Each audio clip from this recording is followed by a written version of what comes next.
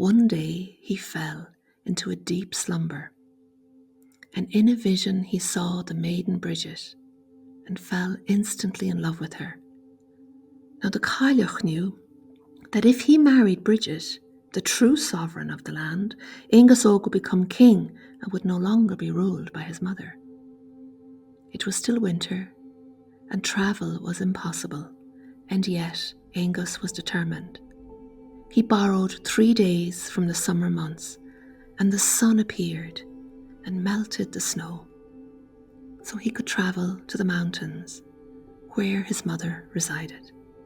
He searched and searched, but could not find his maiden, until he heard her sad voice singing deep in the forest.